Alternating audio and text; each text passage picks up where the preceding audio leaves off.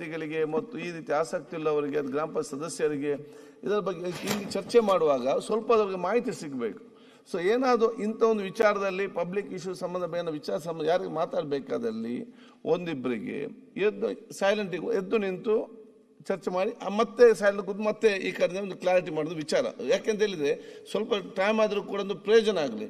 ಅದು ನಾವು ಆ ಕಡೆ ಪರ ನಾನು ಸರಿ ಅಂತ ಹೇಳಿಕೊಂಡು ಹೋದ ಏನು ಪ್ರಯೋಜನ ಇಲ್ಲ, ಯಾರಿಗೂ ಕೂಡ ಪ್ರಯೋಜನ ಆಗುದಿಲ್ಲ, ಜನರಿಗೆ ಅರ್ಥನೂ ಕೂಡ ಆಗುತ್ತೆ. ತಾವೀಗ ತಮ್ಮ ಮಾಹಿತಿ ಕೊಟ್ಟಿದ್ದೀರಿ, ಆಯ್ತು ಮುಗೀತು. ಮತ್ತೆ ಒಂದೇ ವಿಚಾರ ಚರ್ಚೆ ಬೇಡ. ಒಂದೇ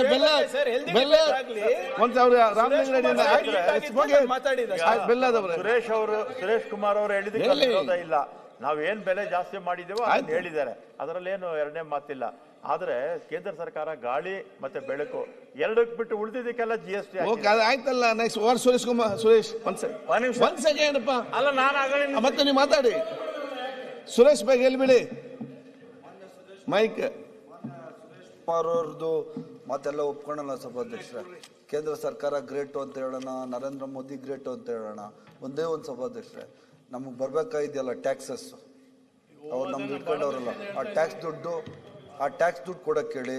ಮತ್ತೆ ಬಿಹಾರಕ್ಕೆ ಎಲ್ಲೆಲ್ಲಿ ಬಿಜೆಪಿ ಸರ್ಕಾರಗಳಿಗೆ ಸ್ಪೆಷಲ್ ಗ್ರಾಂಟ್ಸ್ ಕೊಡ್ತಾವ್ರಲ್ಲ, ಅದ್ರಲ್ಲಿ ಒಂದು ಅರ್ಧ ನಮ್ಗೆ ಕೊಡಿಸ್ಕೊಡಿ.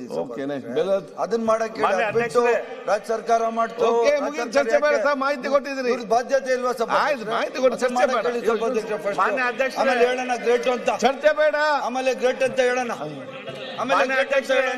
ಚರ್ಚೆ ಬೇಡ. ಪಾಯಿಂಟ್ ಹೇಳ್ಬಿಡಿ. ನೋಡಲ್ಲಿ ಕೂತ್ಕೊಂಡು ಮಾತಾಡಬೇಡಿ, ನಿಮಗೆ ಏನಾಗಿದೆಯಲ್ಲ ಅಧ್ಯಕ್ಷರೇ. ಯು ಥಿಂಕ್ ಯು ಆರ್ ಬುದ್ಧಿವಂತರಲ್ಲಿ ಕೂತ್ಕೊಂಡು ಮಾತಾಡಿದ್ರೆ ನಿಮ್ಗೆ ಇದು ಬರ್ತದ? ಏನು ಪೀಪಲ್ ಲಾಫ್ ಎಟ್ ಯು.